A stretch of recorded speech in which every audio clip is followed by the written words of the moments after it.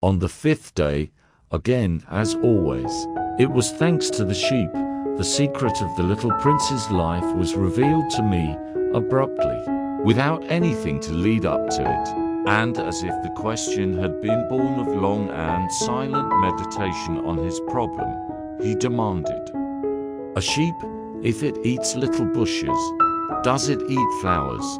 "To the sheep," I answered, "eats anything it finds in its reach, even flowers that have thorns." "Yes, even flowers that have thorns." "Then the thorns, what use are they?" I did not know. At that moment I was very busy trying to unscrew a bolt that had got stuck in my engine. I was very much worried, for it was becoming clear to me that the breakdown of my plane was extremely serious, and I had so little drinking water left that I had to fear for the worst. "The thorns, what use are they?" The little prince never let go of a question. Once he had asked it. As for me, I was upset over that bolt, and I answered with the first thing that came into my head. "The thorns are of no use at all. Flowers have thorns just for spite." Oh. There was a moment of complete silence.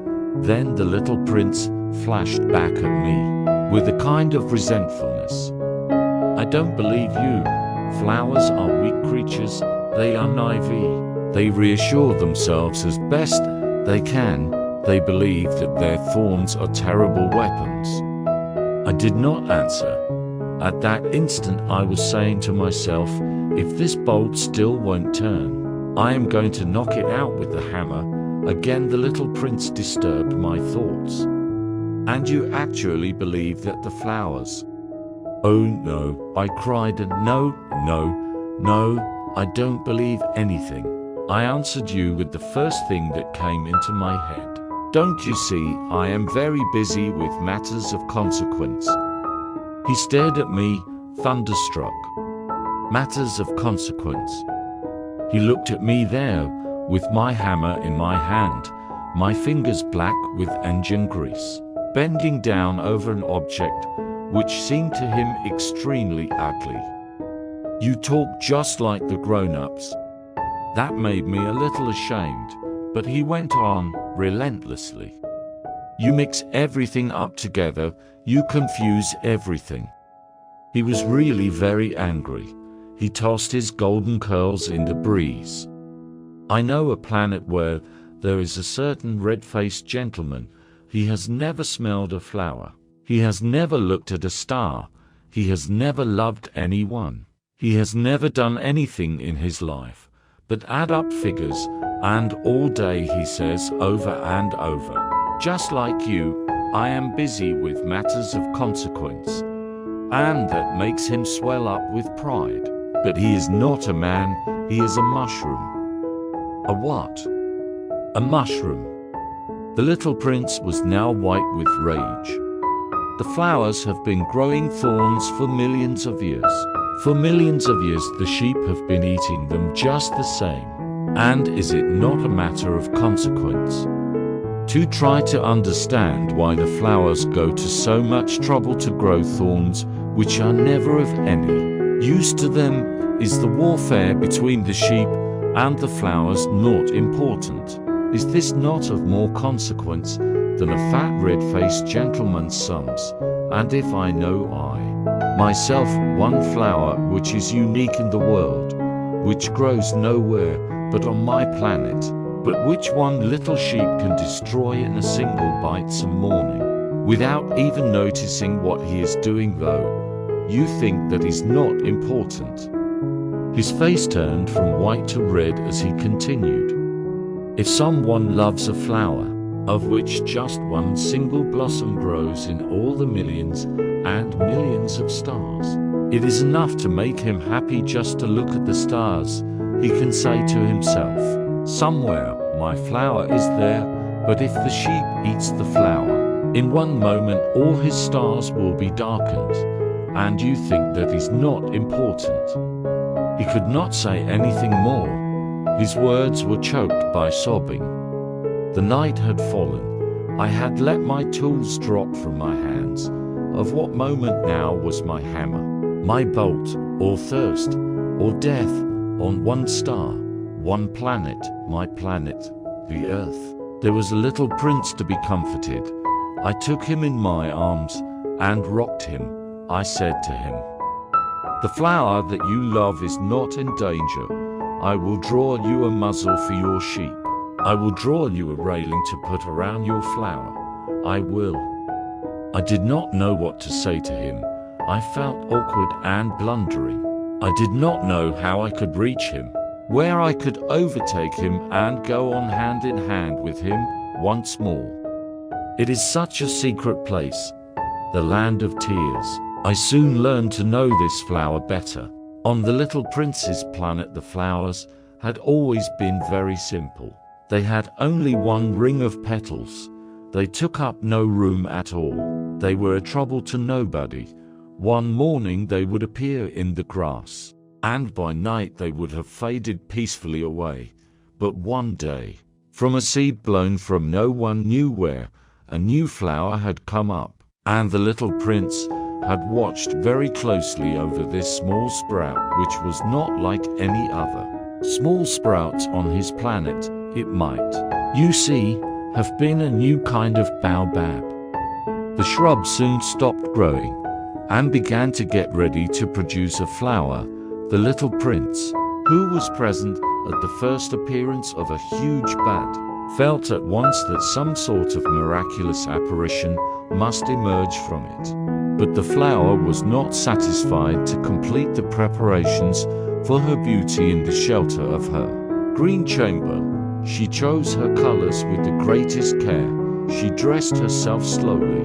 She adjusted her petals one by one. She did not wish to go out into the world all rumpled like the field poppies. It was only in the full radiance of her beauty that she wished to appear. Oh yes, she was a coquettish creature, and her mysterious adornment lasted for days and days. Then one morning, exactly at sunrise, she suddenly showed herself. And, after working with all this painstaking precision, she yawned and said, "Ah, I am scarcely awake. I beg that you will excuse me. My petals are still all disarranged." But the little prince could not restrain his admiration. "Oh, how beautiful you are!" "Am I not?" the flower responded, sweetly, "and I was born at the same moment as the sun." The little prince could guess easily enough that she was not any too modest, but how moving and exciting she was. "I think it is time for breakfast," she added an instant later. "If you would have the kindness to think of my needs." And the little prince, completely abashed, went to look for a sprinkling can of fresh water. So, he tended the flower. So, too, she began very quickly to torment him with her vanity, which was, if the truth be known, a little difficult to deal with. One day, for instance, when she was speaking of her for thorns, she said to the little prince, "Let the tigers come with their claws." "There are no tigers on my planet," the little prince objected, "and, anyway, tigers do not eat weeds." "I am not a weed," the flower replied sweetly.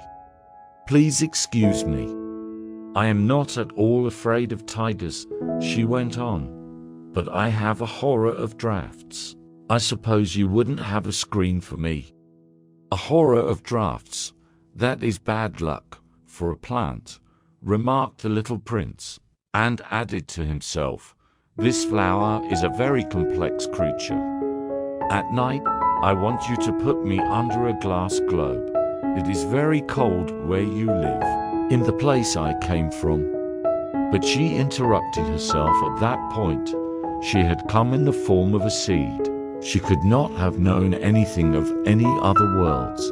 Embarrassed over having let herself be caught on the verge of such a naive untruth, she coughed 2 or 3 times, in order to put the little prince in the wrong. The screen, I was just going to look for it when you spoke to me." Then she forced her cough a little more, so that he should suffer from remorse just the same. So the little prince, in spite of all the goodwill that was inseparable from his love, had soon come to doubt her. He had taken seriously words which were without importance, and it made him very unhappy. "I ought not to have listened to her," he confided to me one day. "One never ought to listen to the flowers. One should simply look at them and breathe their fragrance. Mine perfumed all my planet, but I did not know how to take pleasure in all her grace. This tale of claws, which disturbed me so much, should only have filled my heart with tenderness and pity." And he continued his confidences. "The fact is that I did not know how to understand anything. I ought to have judged by deeds and not by words. She cast her fragrance and her radiance over me. I ought never to have run away from her. I ought to have guessed all the affection that lay behind her poor little stratagems. Flowers are so inconsistent. But I was too young to know how to love her. I believe that for his escape, he took advantage of the migration of a flock of wild birds. On the morning of his departure, he put his planet in perfect order. He carefully cleaned out his active volcanoes. He possessed 2 active volcanoes, and they were very convenient for heating his breakfast in the morning. He also had 1 volcano that was extinct, but, as he said, one never knows, so he cleaned out the extinct volcano too. If they are well cleaned out, volcanoes burn slowly and steadily. Without any eruptions, volcanic eruptions are like fires in a chimney. On our Earth we are obviously much too small to clean out our volcanoes. That is why they bring no end of trouble upon us." The little prince also pulled up, with a certain sense of dejection. The last little shoots of the baobabs, he believed that he would never want to return. But on this last morning all these familiar tasks seemed very precious to him. And when he watered the flower for the last time, and prepared to place her under the shelter of her glass globe, he realized that he was very close to tears. "Goodbye," he said to the flower. But she made no answer. "Goodbye," he said again. The flower coughed, but it was not because she had a cold. "I have been silly," she said to him. "At last, I ask your forgiveness. Try to be happy." He was surprised by this absence of reproaches. He stood there all bewildered. The glass globe held arrested in mid-air. He did not understand this quiet sweetness.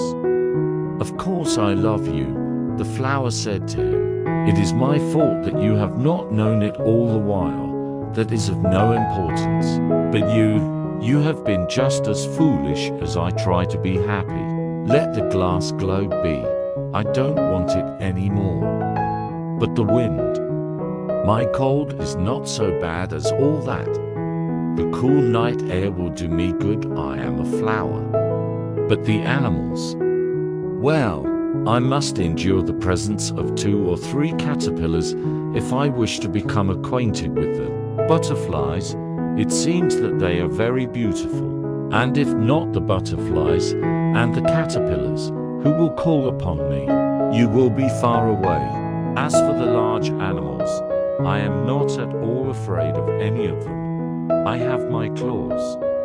And, naively, she showed her for thorns. Then she added, "Don't linger like this. You have decided to go away, now go." For she did not want him to see her crying. She was such a proud flower.